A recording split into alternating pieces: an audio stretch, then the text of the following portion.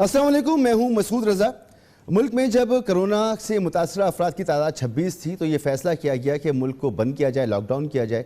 सिंध ने शुरू किया और फिर बतदरीज पूरा मुल्क बंद हो गया। आज कोरोना से के मरीजों की तादाद, कोरोना से मुतासरीन की तादाद इस वक्त 27,500 के लगभग है। अमवात भी अच्छी खासी हो चुकी हैं, लेकिन आज हम ये फैसला कर रहे हैं कि हम मुल्क में लॉकडाउन को नरम कर दें और इसमें इतनी नरमी लाएं कि लोग बाहर निकलें और अपना कामकाज करें और ज़िंदगी मामूल की तरफ लौटें। हैरत अंगेज़ बात है कि दुनिया में जहाँ पर भी ये फैसला हुआ कि लॉकडाउन वहाँ ख़त्म किया जाए, वहाँ पहले ये देखा गया कि कोरोना से मुतासरीन की तादाद कम होने लगी है। एक पीक पर गए और पीक पर जाने के बाद वो तादाद कम जब होती नज़र आई तो वहाँ पर नरमी की गई, लेकिन हमारे यहाँ अभी तादाद बढ़ रही है और हमने ये फैसला कर लिया है। इस दौरान में जो हमने लॉकडाउन का अरसा गुजारा, जो इक़दाम हमें करने थे कि अपने लोगों को भूख से भी बचाना था, बीमारी से भी बचाना था, क्या हम इसमें नाकाम हो गए हैं? अब लोगों के पास भूख भी है और जब वो बाहर निकलेंगे तो उन्हें बीमारी का भी सामना करना पड़ेगा। इसी पे बात करेंगे। हमारे साथ मौजूद हैं जनाब फवाद चौधरी साहब, वफाकी वज़ीर साइंस एंड टेक्नोलॉजी। सर, बहुत बहुत शुक्रिया आपका वक्त देने के लिए। कमर ज़मान कायरा साहब, सीनियर रहनुमा पाकिस्तान पीपल्स पार्टी के। कायरा साहब, आपका भी बहुत बहुत शुक्रिया। सीनियर तजज़ियाकार हैं सलमान गनी साहब, सर आपका भी बहुत बहुत शुक्रिया। डॉक्टर टीपू सुल्तान साहब, साबिक़ chairman Sindh health commission, doctor साहब आपका भी बहुत बहुत शुक्रिया। डॉक्टर साहब, सबसे पहले तो आप फरमाएं कि ये जो फैसला अब हुकूमत ने किया है, बतदरीज सनतें भी खुलेंगी, बाज़ार भी खुलेंगे, नरमी का आगाज़ हो गया है, वायरस इससे फैलेगा या नहीं फैलेगा? डॉक्टर इस बारे में क्या कहती हैं? देखिए, ये जहाँ तक इस बात के फ़ैसले का ताल्लुक़ है, अभी आपने एक लफ्ज़ इस्तेमाल किया था कि ये नरम कर रहे हैं ये जो लॉकडाउन सिलसिले को। तो मेरा सवाल ये है कि कौन सा नरम लॉकडाउन को? ये तो पहले ही नरम था और सख्त तो आज तक हुआ ही नहीं। लेकिन बहरहाल कुछ हफ्ते गुजर गए हैं, जो फैलना था फैल चुका और भी आइंदा अगर फैलेगा तो उसका इलाज बिल्कुल वही है जैसे कि एहतियाती तदाबीर को हम इख्तियार करें।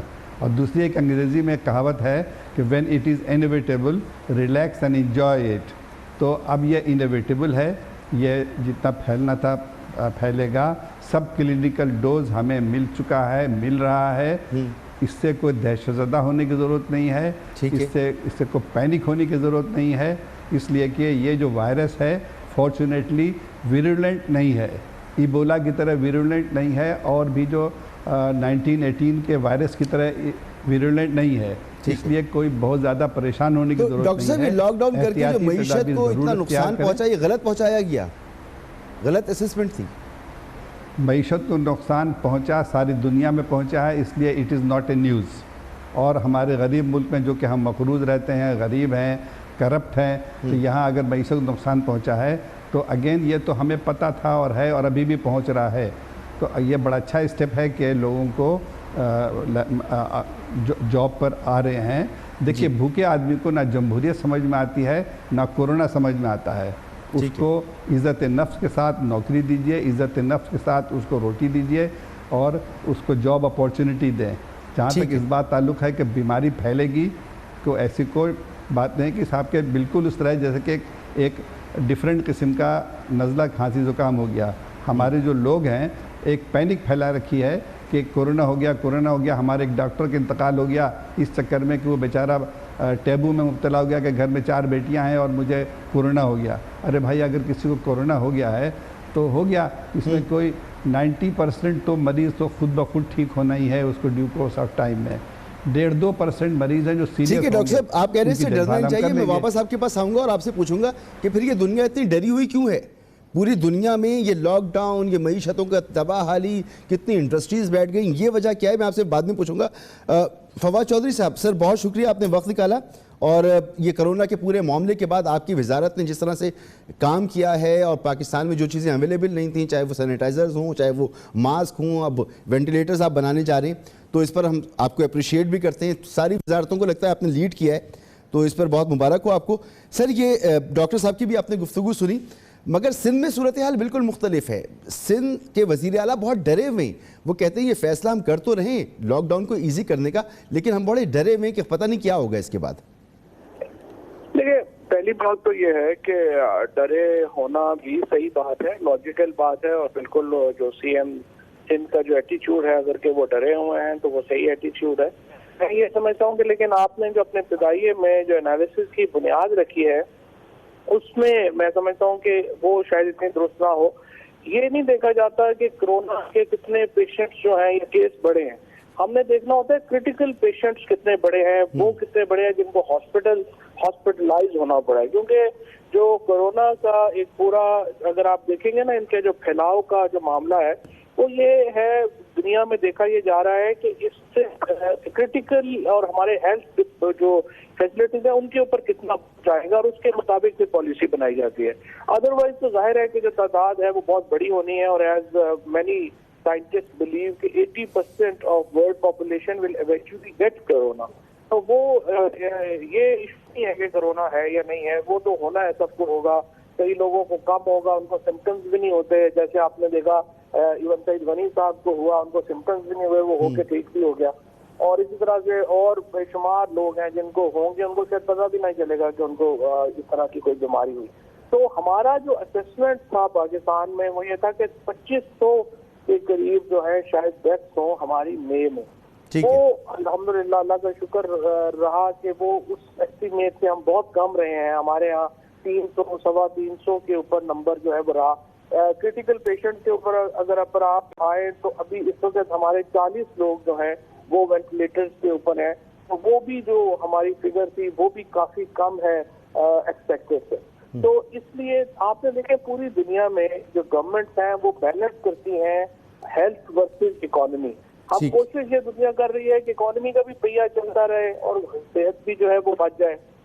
अब पाकिस्तान में भी यही कोशिश हुई है और ये जो इक़दाम अब ये हैं। और पाकिस्तान में एक्चुअली मेरे ख्याल में तो गवर्नमेंट की जो हैंडलिंग है कोरोना की, उसको हमें अप्रिशिएट करना चाहिए कि it's much better than many other countries in the world. और इस तरह से अब ये जो कोशिश की गई है इसको खोलने की, उसका भी अल्टीमेट जो कह लीजिए जो अंडरलाइन पर्पज है वो यही है कि कैसे इक़दाम होंगे हमारी जो मईशत को पहिया को मजदूरी भी मिले और हमारी हेल्थ भी बच जाए। बेहतरीन सर। मगर सर मुझे एक बात समझाइएगा कि एक तरफ तो हमें ये बताया जा रहा है कि बहुत ज़्यादा ख़तरनाक चीज़ नहीं है, डरे नहीं। अभी डॉक्टर साहब ने भी ये फरमाया, आप भी कह रहे हैं कि जाहिर सी बात है ज़िंदगी में वापस आना है, चीज़ें कर देंगे, तो आवाम के लिए तो ये बिल्कुल ठीक बात है कि आप बता रही हैं। लेकिन जब हम देखते हैं कि सेनेट में इजलास बुलाया जाता है, कौमी असम्बली में इजलास बुलाया जाता है, तो उससे पहले बड़ी ज़बरदस्त तैयारी नज़र आती है कि सबके टेस्ट होने चाहिए, जितना स्टाफ है उसके टेस्ट होने चाहिए, वहाँ पर फासला रखना चाहिए, पूरी एक तैयारी के साथ। यानी एक इजलास के लिए आप इतनी तैयारी करते हैं, मगर वहीं हुकूमतें कहती हैं आवाम से कि आप निकल जाओ मार्केटों में, बाज़ारों में, और उनके पास कोई ऐसी एहतियाती तदाबीर भी ख़ास नहीं है। तो सर ये इसको कैसे आप जस्टिफाई करेंगे?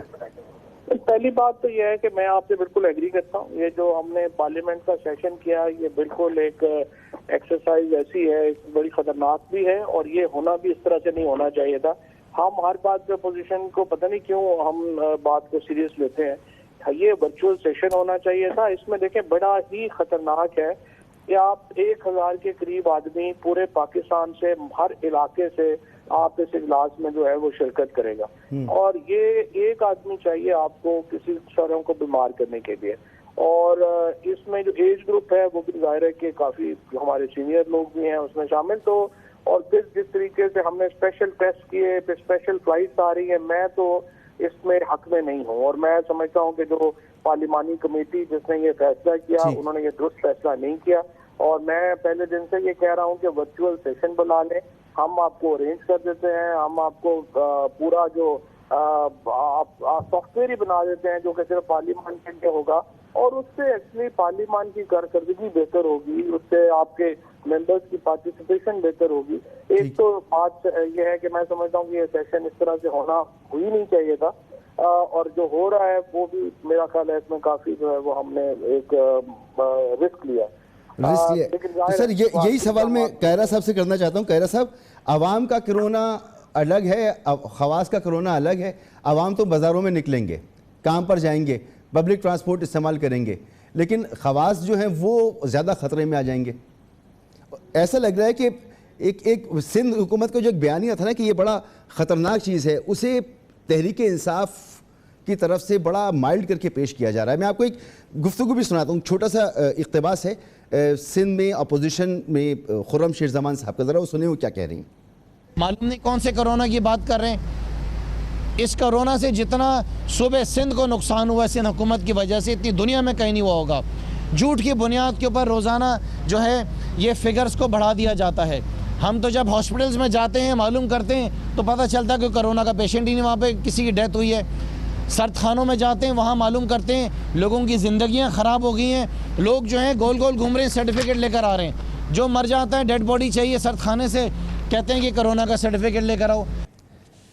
सर शदीद कन्फ्यूजन है सर। देखिए मैं गुजारिश कर रहा हूं कि खुर्रम शेर ज़मान साहब की तो गुफ्तगू जो है वो तो इस काबिल नहीं है। आई एम वेरी सॉरी कि उसको रिस्पॉन्ड ही किया जाए, इसलिए कि सारा मीडिया कह रहा है, सारी दुनिया कह रही है, सूबाई हुकूमत कह रही है, वहाँ पे जो प्राइवेट सेक्टर में इदारे काम कर रहे हैं वो कह रहे हैं, दुनिया भर फेडरल गवर्नमेंट कह रही है, एनडीएमए कह रहा है, वहाँ के अफवाज पाकिस्तान के लोग हैं, पुलिस है, सारे लोग कह रहे हैं कि वहाँ ये सूरत हाल है। उसको अगर डिनाई किया जाए तो उसका क्या इलाज है? सो इसको छोड़िए। रही बात फवाद साहब की, पहली बात बिल्कुल दुरुस्त है कि डरा होना चाहिए। ये मामला यकीनन डर वाला है, इसको सीरियसली लेना चाहिए।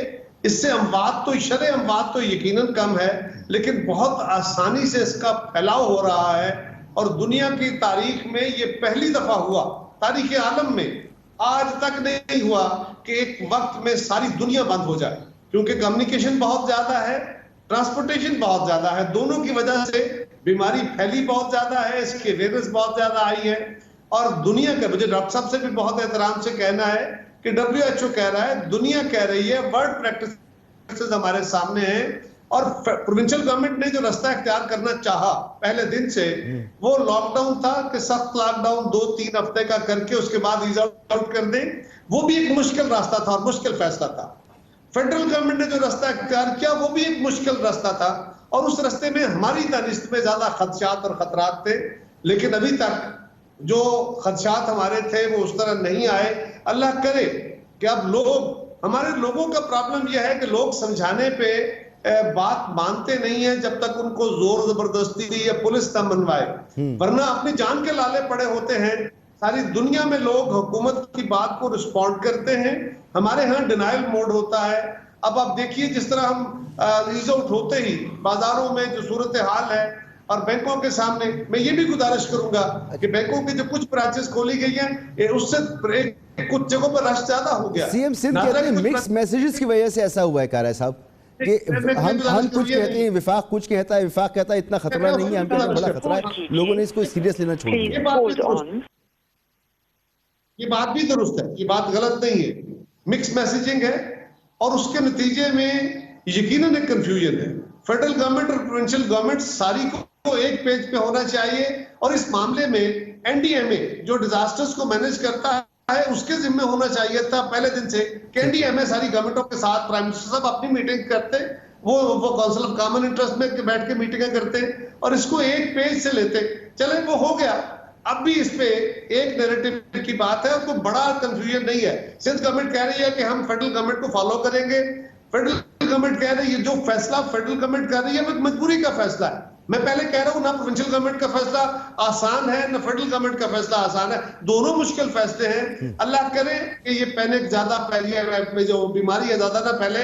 जहां तक तल्लक आपकी असेंबली की मीटिंग का है जी, मैं फवाद साहब से बात मेरी बिल्कुल डिफरेंस ऑफ ओपिनियन है, क्योंकि असेंबली के अंदर एक वक्त में जो स्टाफ बैठा होता है वो ज्यादा से ज्यादा 15 या 20 लोग होते हैं जो उस हाल के अंदर होते हैं, शायद इससे भी कम होते हैं। ठीक है। और जो लोग वहां जाते हैं, मेंबर्स जाते हैं, मेंबर्स शायद वोटिंग के वक्त में कभी पूरे हो, वरना 150, 200। और अब तो ये भी फैसला किया गया है कि कोई जमात कोरम की निशानदेही नहीं करेगी, इसलिए अगर 100, 150, 200 मेंबर बैठा हो तो वहां पे दोनों हाउसेज यानी कौमी असेंबली और सेनेट का इजलास इकट्ठे भी करें, जो सीटें होती है उसके पीछे लॉबीज हैं, उसके ऊपर जो विजिटर्स गैलरीज हैं उनको भी जरूरत पड़े तो वहां तो 50-50 फुट में बंदा बैठे तो फिर भी वो बैठ के अपनी, और फिर डिफरेंट गेट से एंट्री कराई जा सकती है, जो विजिटर है वो ना हो। तो इतना बड़ा फिजिकल होना चाहिए इजलास। और दूसरी बात यह है कि जो वहां पे एहतियाती तदाबीर हैं, जी मैं मेंबर नहीं हूं, लेकिन मैं एक बात आपको जरूर कहूं कि आप अपने जो टॉप के जो आपकी स्फीयर चला जाता है ऊपर, आप उनकी ज्यादा निगरानी करते हैं, आप उनको ज्यादा फैसिलिटेट करते हैं, आप सेक्रेटरीज को घर बड़े देते हैं, गाड़ियां अच्छी देते हैं, दफ्तर अच्छे देते हैं। इसी तरह मेंबर जब वजीर बनता है, जब वजीर आजम बनता है, तो उनके पर्क्स एंड प्रिविलेजेस उनके हालात के मुताबिक होते हैं कि आपकी कौम के नुमाइंदे हैं, इनको कोई खास सलूक तो नहीं चाहिए, लेकिन इनके बारे में बहरहाल ये 7-7, 8-8 लाख लोगों के नुमाइंदे हैं, इनको अगर आप थोड़ी सी बेहतर एनवायरनमेंट दे लेंगे तो ये आपके कानून के मुताबिक भी है। सर ये मानना भी तो चाहिए ना कि खतरा तो जिंदगियों को एक जैसा ही है। इसमें तो मैंने कहा दोनों तरफ खतरा है जी, अवाम को, लेकिन अवाम की बात यह है कि अवाम पब्लिक एट लार्ज को आप वो फैसिलिटी फराम नहीं कर, इसको नेगेटिविटी में न ले जाइए। मैं कोई अवाम को छोटा नहीं कह रहा जी, मैं बिल्कुल समझता हूं कि जो कौमी असम्बली या सेनेट के नुमाइंदे या असम्बली में बैठे लोग हैं वो अवाम की वजह से, उनको ज्यादा प्रिविलेज मिलना चाहिए। ठीक सर, ज्यादा नहीं मिलना चाहिए, सॉरी ज्यादा नहीं मिलना चाहिए, जो ड्यू है मिलना चाहिए। लेकिन क्या आप अपने पूरे मुल्क के अंदर लोगों के टेस्ट कर सकते हैं? अगर मेंबर्स को कहा गया कि अपना टेस्ट खुद करा के आ जाएं तो वो करा लें, नहीं आएंगे तो 200-250 बंदा उस हाल में बैठ सकता है, प्रिकॉशंस है ना। ठीक है सर, ठीक है।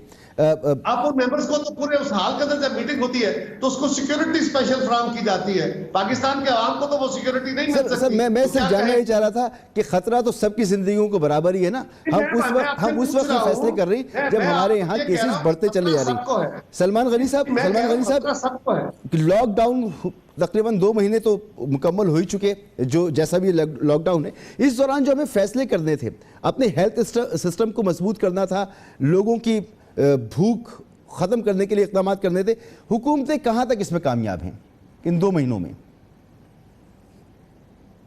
देखें मसूद भाई, बात ये कि जैसे आप भी कह रहे थे कि ख़तरा तो तमाम लोगों की ज़िंदगियों को है, इसलिए कि ये वबा और बला ख़तरनाक है जी, ये किसी को नज़र नहीं आ रही, इसके बारे में किसी को नहीं पता ये कहाँ से आई है, कहाँ जा रही है। जहाँ तक हुकूमतों के फ़ैसलों का, मैं समझता हूँ कि अभी कायरा साहब जो बात कह रहे थे कि इजलास के हवाले से उनकी तमाम राय ये थी कि वहाँ पर इजलास होना चाहिए, और चौधरी साहब अपनी तहफ़्फ़ुज़ात ज़ाहिर कर रहे थे। मैं समझता हूँ कि कौमी इत्तफ़ाक़ राय कि माजी की सियासी तारीख़ ये बताती है कि जब भी कोई बड़ा चैलेंज दरपेश हुआ कौम को, तो बैठ के पाकिस्तान की सियासी लीडरशिप ने एक फ़ैसला किया और उस फैसले पे कारबंद होकर आगे चले। ठीक है। लेकिन हमारी सियासी बदकिस्मती ये है कि कोरोना वायरस पे भी कौमी इत्तफ़ाक़ राय होने की बजाय एक सियासी एजेंडाज़ को आगे बढ़ाने की कोशिश की गई, और बुनियादी इसमें ज़िम्मेदारी हुकूमत की होती है कि हुकूमत इनिशिएटिव लेती है।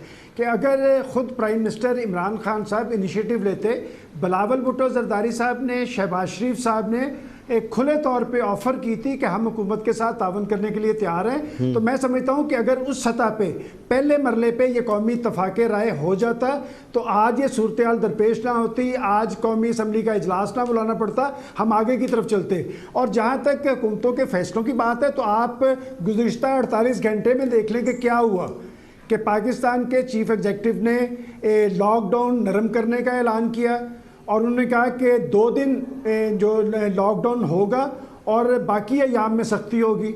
अब मुझे नहीं पता कि 24 घंटे के अंदर पंजाब के अंदर क्या हुआ कि गुज़िश्ता रोज़ मसूद भाई लाहौर के अंदर एक मीटिंग हुई जिसमें लाहौर के कोर कमांडर, पंजाब के चीफ मिनिस्टर और दीगर अस्करी ज़िम्मेदारान और पॉलिटिकल लीडरशिप मौजूद थी। और उसमें ख़तरनाक बात यह है, मैं लाहौर में बैठा हूँ, लाहौर सबसे ख़तरनाक जोन है। लाहौर के अंदर एक दिन के अंदर 500 मुतसरीन का इजाफा हो रहा है। आज पंजाब के तर्जमान ने ऐलान किया है कि 6 अजला जो हैं, मुल्तान, लाहौर, फैसलाबाद, रावलपिंडी, गुजरांवाला, गुजरात, वहाँ स्ट्रिक्ट लॉकडाउन होगा। तो मुझे लगता है कि कहीं ना कहीं कम्युनिकेशन गैप मौजूद है, जिसकी वजह से एक कन्फ्यूजन तारी है, और कन्फ्यूजन की वजह से एक तरफ आप नरमी की बात करते हैं, दूसरी तरफ कोरोना की गर्मा गर्मी है कि मुतसरीन की तादाद में भी इजाफा हो रहा है और शरह अमवात उसमें भी इजाफा हो रहा है। एक बात देखें, गैर मामूली सूरत हाल में गैर मामूली इक़दाम करने पड़ते हैं। अगर हुकूमत ने गैर मामूली इक़दाम ना किए होते, उस वक्त लॉकडाउन ना किया होता, तो वो जो जिन अमवात का खदशा जाहिर किया जाता था, तो ये अमवात कम ना होती। दुनिया की जितनी मईशतें मजबूत थी, जो मुल्क मजबूत थे, वहाँ पर कोरोना के ज़्यादा असरात हुए हैं। तो मैं फिर कायरा साहब को रेफ़र करूँगा कि उन्होंने दुरुस्त बात की है कि अगर उस मरले पे कोई यकजहती नहीं हुई, हमांगी नहीं हो सकी, यकसुई नहीं हो सकी या संजीदगी तारी नहीं हो सकी, तो फिर अब जो इजलास होने जा रहा है कौमी असम्बली का, मैं समझता हूँ कि वहाँ से कोई खैर की खबर निकलनी चाहिए। ठीक, अच्छा, एक ब्रेक की तरफ जाना है सलमान गनी साहब। ब्रेक के बाद फवाद चौधरी साहब, इससे तो कोई इनकार नहीं कर सकता कि लॉकडाउन की अपनी इफादियत है, लेकिन पूरे मुल्क के लिए एक जैसी पॉलिसी हमें नज़र आ रही है। लगता है कि होमवर्क नहीं है। कुछ इलाके ऐसे हैं जहां पर ज़्यादा ये वायरस फैल रहा है, वहां के लिए कोई अलहदा पॉलिसी नहीं है। इसकी क्या वजह है सर? एक ब्रेक के बाद।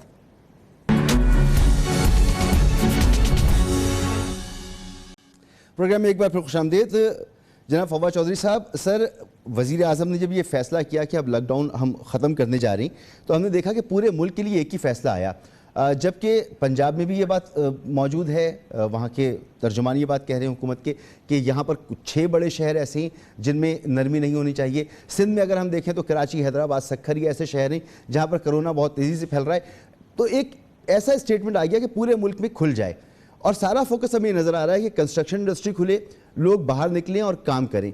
सर, ये कंस्ट्रक्शन इंडस्ट्री पर इतनी मेहरबानी क्यों है कि इसके लिए जो इसमें पैसा लगाएगा उससे पूछा भी नहीं जाएगा? यानी आपका बुनियादी जो काम था, जो आपने कहा था कि किसी चोर को नहीं छोड़ेंगे, तो इसमें आपने फुल एमनेस्टी दी हुई है, और फिर इसको शुरू करने के लिए आप ये भी नहीं देख रहे कि बीमारी है, वायरस है, इसके लिए तैयारी होनी चाहिए। सर, ये कैसी पॉलिसी है ये?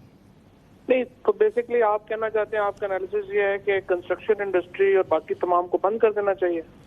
नहीं सर, मैं तो ये कह रहा हूँ कि जिस वक्त वायरस फैल रहा है उस वक्त ऐसे फैसले किए जा रहे हैं, बिल्कुल कीजिए, लेकिन अक्रॉस द बोर्ड हो रही हैं। मैं समझना चाह रहा हूँ ना, आपका लॉजिक ये है कि हर चीज को मुकम्मल बंद कर देना चाहिए, लॉकडाउन कर देना चाहिए। सर, जब वक्त होना चाहिए उस वक्त खत्म करना चाहिए लॉकडाउन, और जब अभी तो कोई भी WHO कह रहा है कि अभी लॉकडाउन खत्म नहीं होना चाहिए अभी। ठीक, आप मुझे बताइए जी, ये जो फैसला है कि हम कुछ इंडस्ट्रीज को खोलेंगे, कुछ को बंद करेंगे, आपके ख्याल में इलॉजिकल फैसला?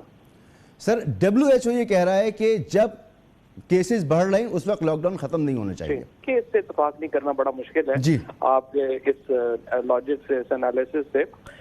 2-3 बातें हैं जो भी काफी लंबी बातें हुई हैं। एक तो मैं आपको बताऊं, ये जो एम्फेसिस है ना, और ये सलमान गनी साहब भी जो बात कर रहे थे, एक ओपिनियन होनी चाहिए। ये डेमोक्रेसी में एक ओपिनियंस नहीं होती। डेमोक्रेसी नाम ही डाइवर्सिफाइड ओपिनियन का है।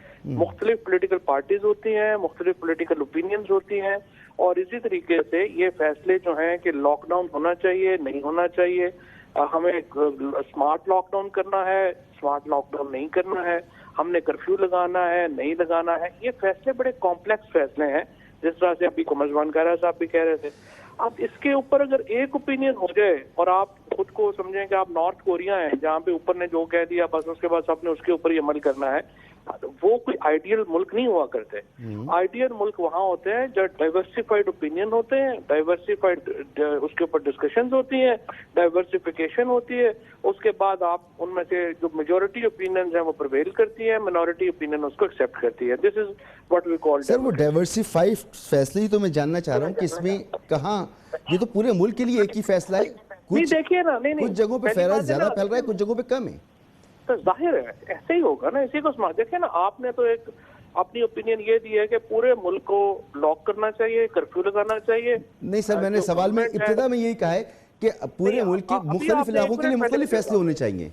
नहीं, लेकिन अभी आपने 1 मिनट पहले मुझे ये कहा कि आप लॉकडाउन चाहते हैं, आप कहते हैं कि ये मुल्क में कंस्ट्रक्शन इंडस्ट्री क्यों खोल दी है, आपने कहा बाकी चीजें क्यों खोल दी हैं, और फिर आपने ये कहा कि आपने अवाम जो है वो खतरे में चले गए हैं और जो इजलास बुला लिए उनके लिए स्पेशल। आपने तो बेसिकली आपका पॉइंट ऑफ व्यू ये है कि मुल्क में मुकम्मल लॉकडाउन होना चाहिए और कर्फ्यू होना चाहिए। आप खुद भी देखें ना, ये मुश्किल सर, मैं क्लियर कर रहा हूँ अपना पॉइंट ऑफ व्यू आपको। फिर अगर मुझे तासुर मिला है, मैं ये कह रहा हूँ कि जहाँ पर वायरस फैल रहा है वहाँ पर सख्ती होनी चाहिए, वहाँ पर हिफाजती इक़दाम होने चाहिए, जहाँ पर आप कर सकते हैं वहाँ पर बिल्कुल कीजिए। लेकिन असल में कंस्ट्रक्शन हो कहाँ रही है? कराची में हो रही है, लाहौर में हो रही है, पाकिस्तान के बड़े शहरों में हो रही है। सर, इस वक्त क्या हो रहा है कि एग्जैक्ट ये कर रहे हैं कि ये गवर्नमेंट प्रोविंशियल, एक फेडरल गवर्नमेंट ने अपनी ओपिनियन दी। और ये भी मैं आपको बता दूं, federal government can give only opinion. अमल हम ये दुनिया में तो फॉर एग्जांपल अगर न्यूयॉर्क में तो ये फैसला मेयर करता है, इसी तरह से गवर्नर फैसले करते हैं। पाकिस्तान में ये फैसले चीफ मिनिस्टर्स करते हैं और मेयर्स करते हैं। तो हर जो चीफ मिनिस्टर है वो अपने हालात के मुताबिक फैसला करने में आजाद है। कहीं पे वो समझता है कि ये लॉकडाउन में ये हम चीजें डालेंगे उससे फायदा होगा, ये डालेंगे उससे नुकसान होगा, तो वहां पे वो फैसला करता है। जहां पे दूसरा करता है वो उसके मुताबिक वो फैसला करता है। एक फैसला तो देखिए ना, 22 करोड़ आबादी का मुल्क है और उसके बाद हम दुनिया का छठा बड़ा मुल्क है। एक फैसला कैसे हो सकता है इस्लामाबाद में बैठ के पूरे मुल्क का? जाहिर है कि इसको मुकामी सिचुएशंस को असूली तौर के ऊपर लोकल गवर्नमेंट सिस्टम हमारे होने चाहिए थे जिसमें हम ये फैसले मेयर्स करते, लेकिन क्योंकि प्रोविंशियल गवर्नमेंट ने नहीं किए, अब कमिश्नर्स जो हैं वो कोऑर्डिनेट करते हैं सूबाई चीफ मिनिस्टर्स के साथ और चीफ मिनिस्टर्स अपने फैसले करते हैं। सो राइट नाउ, और दूसरा दोबारा मैं आपसे जिस तरह से मैंने आपको कहा, आप जब बार बार कह रहे हैं ना कि हम बहुत फैल रहा है, एक्चुअली जो डाटा है वो आपको रिपोर्ट नहीं करता।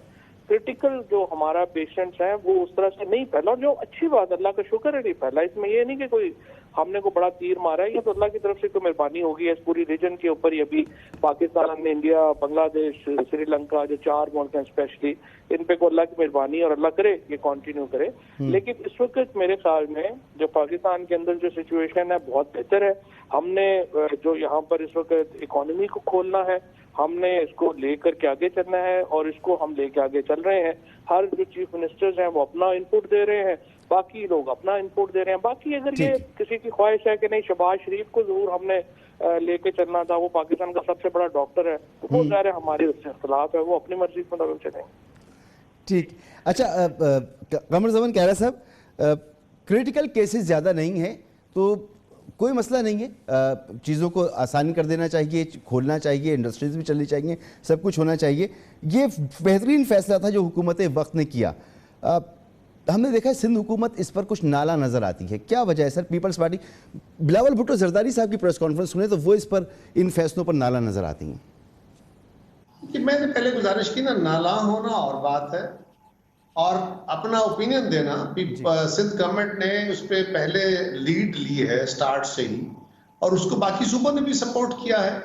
लेकिन फेडरल गवर्नमेंट जो व्यू ले रही थी वो भी हम ये तो नहीं कह रहे ना कि फेडरल गवर्नमेंट को आवाम दुश्मन फैसला कर रही थी या सिंध गवर्नमेंट को आवाम दुश्मन फैसला। दोनों तरफ के होने वाले फैसले मुश्किल और तकलीफ दे फैसले थे। लेकिन हम समझते हैं कि सिंध गवर्नमेंट का फैसला या सिंध गवर्नमेंट का व्यू वो था जो दुनिया के अंदर बेस्ट प्रैक्टिसेस में आया, जो WHO ने फॉलो किया, जो हमारे यहाँ फॉलो हुआ। और अल्हम्दुलिल्लाह अगर पाकिस्तान में ऐसा है तो अल्लाह करे, मैं तो कहता हूँ ये वज़ीर आज़म साहब का जो गुमान है ये दुरुस्त साबित हो जाए कि हमारे यहाँ ये ज्यादा फैले नहीं। लेकिन जितना लॉकडाउन हमने किया उसके नतीजे में ज्यादा नहीं फैला। जिन मुल्कों में पहले आगाज में लॉकडाउन नहीं हुआ वहां पे फैलाव बहुत ज्यादा हो गया था, बाद में लॉकडाउन हुआ। आज हम लॉकडाउन अगर 2 महीने 1.5 महीने के लॉकडाउन के बाद आज कुछ कंपैरेटिवली बेहतर सूरत हाल में है, अब फैलाव बढ़ रहा है। अब हम लोगों को वज़ीर आज़म ये फरमा रहे हैं कि ये फैलेगा या नहीं फैलेगा इसके बारे में कोई कुछ नहीं कह सकता। अल्लाह करे ना फैलेगी, लेकिन लोग कह रहे हैं, क्या होगा, लोग कह रहे हैं, साइंटिस्ट कह रहे हैं, लोग कह रहे हैं, दुनिया का ट्रेंड जो है वो कह रहा है। अल्लाह करे हमारे यहाँ ना हो, लेकिन ट्रेंड ये है कि ये फैलता है और जब लोगों में ज्यादा लोग मिलेंगे तो ये ज्यादा फैलेगा। लेकिन मेरी गुजारिश इसमें ये है सिंपल कि हुकूमत वक्त को चाहिए ये था कि ये जो पॉलिसी डिसीजन थे वो प्राइम मिनिस्टर की मौजूदगी में काउंसिल ऑफ कॉमन इंटरेस्ट में बैठ के किए जाते, जो एक कॉमन फोरम था उसको उसके अंदर बैठ के फैसले करते, या आपने कमेटी बनाई है जिसमें चीफ मिनिस्टर्स भी हैं, ज्यादा बेहतर होता जो आईनी इदारा है उसको फाल कर लेते। लेकिन इसका जो अमल दरामद का काम था, अगर आप एनडीएमए जो इन्हीं कामों के लिए बनाया गया, एनडीएमए बेसिकली डिजास्टर की, ये भी डिजास्टर की एक शक्ल है।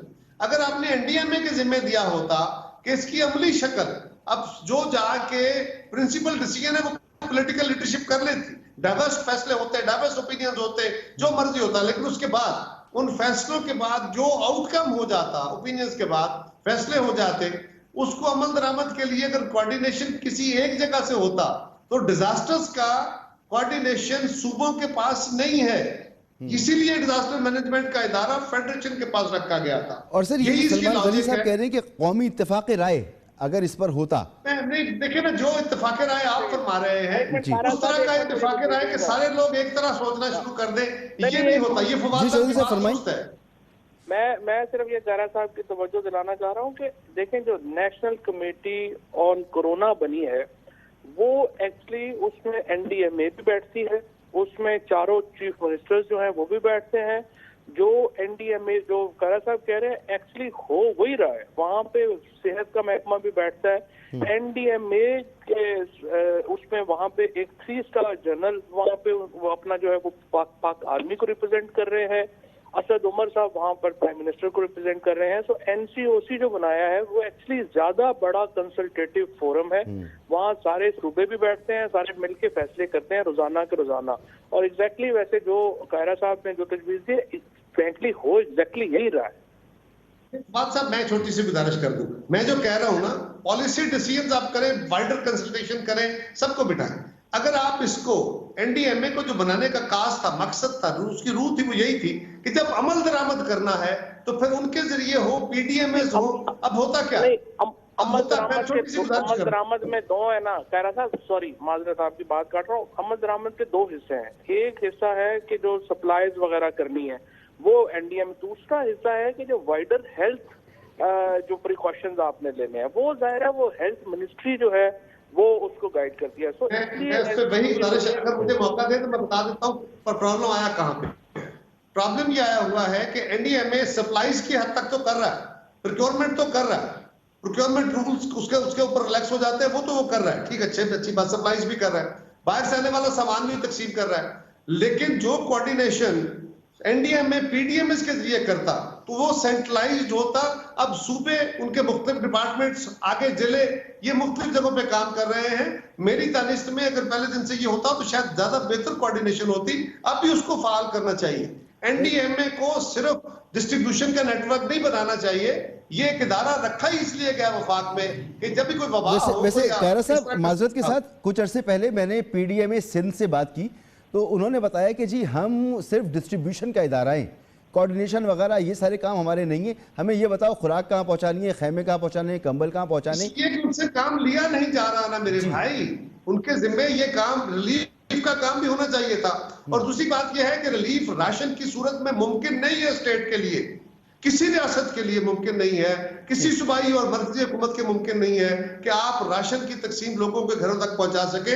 पैसे देने का काम था जो बेनजीर इनकम सपोर्ट प्रोग्राम के डाटा के जरिए दिया जा सकता था, अब उसका नाम एहसास प्रोग्राम है। वही डाटा इस्तेमाल करना होगा और लोगों तक अप्रोच करनी होगी। अभी तक तो चाहिए ये था कि उसके नेटवर्क के अंदर बहुत सारे बैंक्स और शामिल कर लिए जाते, ठीक है, लोगों को पैसे देने के अंदर सिर्फ 2 बैंक न रह जाते। हम जगह जगह पे जो हमारे बैंकिंग नेटवर्क है, जो स्मॉल बैंकिंग है, माइक्रो फाइनेंस है, जो पहले मौजूद थे, मैं खुद उसका चेयरमैन रहा हूँ बेनजीर प्रोग्राम का, हमने उसको उस तरह चलाया था। लेकिन मैं ये नहीं कह रहा कि इसके अंदर कोई नीयत दुरुस्त नहीं, लेकिन इसका जो अमली तजर्बा हुआ है उसके ऑब्स्टिकल को दूर करना चाहिए और कैश ट्रांसफर ही होनी है। जिन लोगों के लिए आपने रखा है कि ये मुलाजमतें खत्म होंगी, डेली वेजेस को प्रॉब्लम आएगा, उनका डाटा भी उसके अंदर मौजूद हो सकता है, उसी में आपको फीड करना पड़ेगा और लोगों को बैंकों के जरिए अब ये इन तमाम सिस्टम्स को बनाने के लिए आप ये कहते हैं कि ज्यादा बेहतर सूबों के दरमियान और जो इत्तेफाक राय की बात हो रही है, कौमी इत्तेफाक राय की बात हो रही है, वो ज्यादा बेहतर होता तो ये सिस्टम ज्यादा बेहतर बनते। बहरहाल कायरा साहब, एक ब्रेक की तरफ मुझे जाना है और ब्रेक के बाद सलमान गनी साहब आपसे पूछूंगा कि पंजाब में खास तौर पर बुज़दार साहब क्या सोच रहे हैं इस नई सिचुएशन में, क्या उनकी तैयारी नजर आ रही है। एक ब्रेक के बाद आपसे पूछता हूं।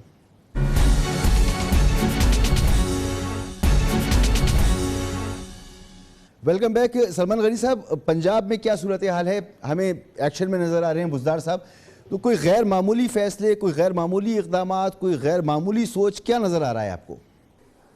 देखिए मसूद, मैंने पहले भी जो बात कही थी कि एक यकसुई और संजीदगी उसका फुकदान नज़र आ रहा है। बात ये कि अभी जो बात हो रही थी कि नेशनल कोऑर्डिनेशन कमेटी जो बनी है, ये दुरुस्त कहा चौधरी साहब ने कि उसमें सब लोगों की नुमाइंदगी मौजूद है और फैसले वहाँ हो रहे हैं। तो मुझे तो एतराज़ ये है कि आज से 2 रोज़ पहले जब एनसीसी की मीटिंग के फैसलों का ऐलान जनाब प्राइम मिनिस्टर ने किया, उसके मुताबिक उनका कहना था कि हफ्ते और इतवार को स्ट्रिक्ट लॉकडाउन होगा। अब मैं देख रहा हूँ कि पंजाब के अंदर वो 2 से 3 रोज़ पे चला गया कि जुमा, हफ्ता, इतवार 3 रोज़ लॉकडाउन होगा। इसमें 6 शहरों के अंदर फिर लॉकडाउन तजवीज़ किया गया है। और देखें, जहाँ पर शिद्दत ज़्यादा है वहाँ पर लॉकडाउन तजवीज़ किया जा रहा है। और पंजाब में बड़ी डिफरेंट सूरत हाल है। पंजाब के 16 अजला ऐसे हैं जहाँ पर सिर्फ डबल डिजिट में मुतासरीन है। किसी जगह 16 हैं, किसी जगह 36 हैं, किसी जगह 72 हैं। तो मैं समझता हूँ कि जो मैं यकसुई और संजीदगी की बात कर रहा था कि लीड इस मुल्क के अंदर प्राइम मिनिस्टर नहीं करना है, कि प्राइम मिनिस्टर से लीडरशिप का उनके पास मौका था। और अगर हम ये जुर्म कर रहे हैं कि इत्तफाक राय होना चाहिए, तो इससे पहले माजी के अंदर होता रहा है। सलाला का वाक़या है, दहशतगर्दी की जंग थी। एक बुनियादी फैसला होता है, पॉलिटिकल पार्टीज पे कोई आगे पाबंदी नहीं होती कि उस पर बयान नहीं दे सकते, लेकिन एक डायरेक्शन सेट कर दी जाती है कि इस इशू पे। जी मसूद, शहबाज शरीफ साहब को आपने जिक्र किया ना कि उनसे भी बात की, उनसे क्या बात कर दी है? कौन से डॉक्टर हैं, वो क्या कर लेंगे इस वक्त? देखें, बात यह है कि शहबाज शरीफ एक पाकिस्तान की बड़ी पार्टी के प्रेसिडेंट हैं और अपोजिशन लीडर हैं। उनसे बात करना कोई गुनाह नहीं है। माजी के अंदर चीफ एग्जीक्यूटिव और अपोजिशन लीडर मिलके आईनी मामलात पे गुफ्तगू करते थे और आईनी मामलात भी तय होते थे, पार्लियामेंट के मामलात भी तय होते थे। और पाकिस्तान की बड़ी सियासी बदकिस्मती ये है कि 2 साल हो गए आपकी हुकूमत बने को, आज तक पाकिस्तान के कायदे ऐवान और कायदे हिज़्ब इख्तिलाफ के दरमियान राब्ता नहीं हुआ। हम पाकिस्तान में जमहूरियत के मौसर और मजबूत मुस्तकबिल की बात करते हैं। मैं समझता हूँ कि हमारी सियासी लीडरशिप को दबिश्ते दीवार पड़ना चाहिए। ये चैलेंज बहुत बड़ा है। ये बला और वबा जो है ये दुनिया के अंदर हजारों इंसान खा गई है। ये अनदेखी वबा है। हाँ, छोड़े पड़े। PMLN के अलावा सबसे हो रहा है वो PMLN पहले इलेक्ट होना, ये एडमिनिस्ट्रेटिव मसला है। ये कोई अपना शहबाज शरीफ कौन सा कोई अपना युआन से PhD करके आए हुए हैं कोरोना पे, उनसे क्या तो साहब हम ये जुर्म नहीं कर रहे, हम यही कह रहे हैं कि इस पर कंसेंसस होना चाहिए। पूछ लेंगे उनसे। अभी बाकी चारों सूबे जो है सिंध में जो है वो पीपल्स पार्टी इसलिए इस वक्त शरीक है कंसल्टेशंस में कि वो सिंध में गवर्नमेंट में है। तो ये गवर्नमेंट के फैसले हैं, गवर्नमेंट उसको तय कर रही है। इसमें एम किसी के शौक में तो नहीं है हम कहें कि जी वो अपना हमारा दोस्त है तो उससे भी पूछ ले।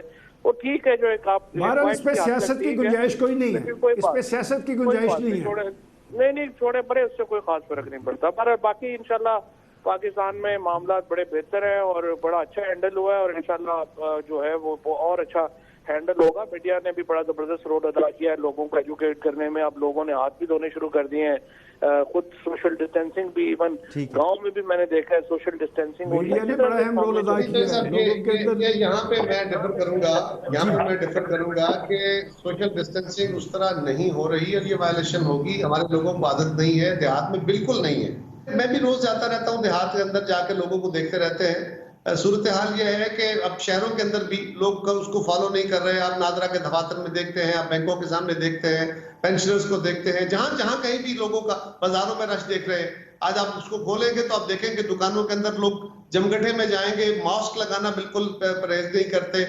और हमारे यहाँ ये अलमिया है कि हमारी कौमी ट्रेनिंग उतनी अच्छी नहीं है, कौमी रिस्पांस उतना अच्छा नहीं है। हम हुकूमत की बातों को रेजिस्ट करना ज्यादा समझते हैं मुनासिब। हमारा हर बंदा जो है वो अपने तई अपना फलसफा बयान करता है और हुकूमत की बात को, भले वो बिल्कुल टेक्निकल बात है, ये तो सियासी लोगों का भी इशू नहीं है, ये तो टेक्निकल लोगों का इशू है, साइंटिस्ट का इशू है, डॉक्टर्स का इशू है।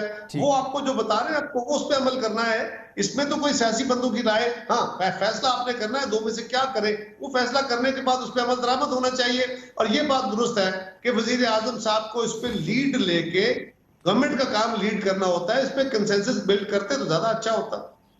ठीक, अच्छा डॉक्टर साहब आपसे मैं पूछना चाह रहा हूं कि अब ऐसी सूरत हाल में क्या मशवरा है आपका पूरी कौम को, आवाम को, लोगों को?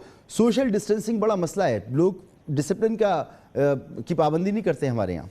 हाँ देखिए, इसमें बात बहुत सिंपल है कि मैंने थोड़ी देर पहले कहा था कि डरने की ज़रूरत नहीं है। बात बेसिकली कुछ साइंस की बात है, कुछ ईमान की बात है। ठीक है, साइंटिफिक डाटा और साइंटिफिक जो नॉलेज हमारी है, इसमें हम ये अच्छी तरह समझ गए हैं कि इस वायरस को फैलने का शौक़ है और अगर हम इसको ना फैलने दें तो हालात बेहतर होते हैं। तो सोशल डिस्टेंसिंग है और मास्क है, क्योंकि देखिए जहाँ भी जहाँ फैला है, सारी दुनिया में फैला है, ये इसलिए फैला कि मास ट्रांजिट में, अंडरग्राउंड ट्यूब्स में, हवाई जहाज़ में, और ये सब चीज़ें 1918 में नहीं थी, अभी सब थी, इससे फैल गया ये। अभी हमारे पास ये आ गया है, ये रहेगा और ये मल्टीप्लाई करेगा, लेकिन इससे परेशान होने की ज़रूरत नहीं है, इसलिए कि 90% लोगों को होगा, वो साइलेंट होगा और उनको कुछ नहीं होगा। 8-10% लोगों को पैनाडोल खाने से, रेस्ट करने से ठीक हो जाता है। बाकी जो थोड़े से बचे उनको इंटेंसिव केयर की ज़रूरत पड़े या वेंटिलेटर की ज़रूरत पड़े, कुछ भी ज़रूरत पड़े, उसमें से मेजॉरिटी ठीक हो रहे हैं।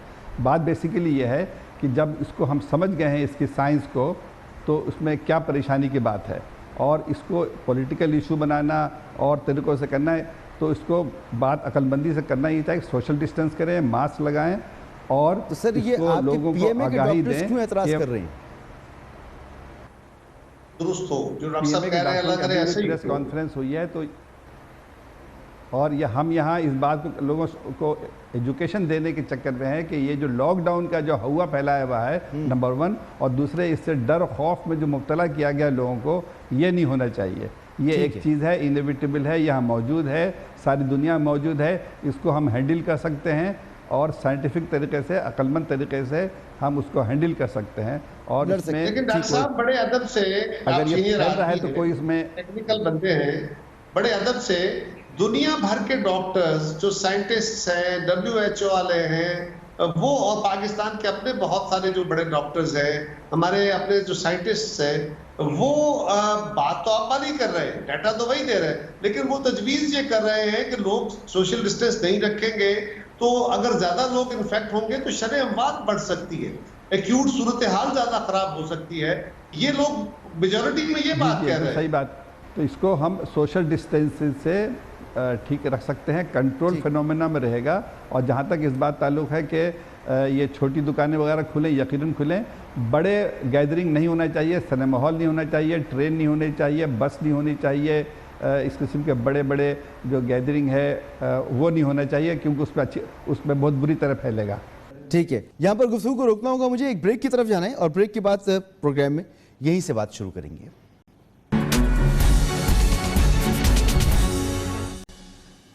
प्रोग्राम में आपके एक बार फिर खुशामदीद। और वक्त यहाँ तकरीबन बिल्कुल ख़त्म हो चुका है, तो मैं अपने मेहमानों से इजाज़त चाहूँगा। फवाद चौधरी साहब आपका बहुत बहुत शुक्रिया, कमर ज़मान कायरा साहब आपका बहुत शुक्रिया, सलमान गनी साहब आपका बहुत शुक्रिया, डॉक्टर टीपू सुल्तान साहब आपका भी बहुत शुक्रिया।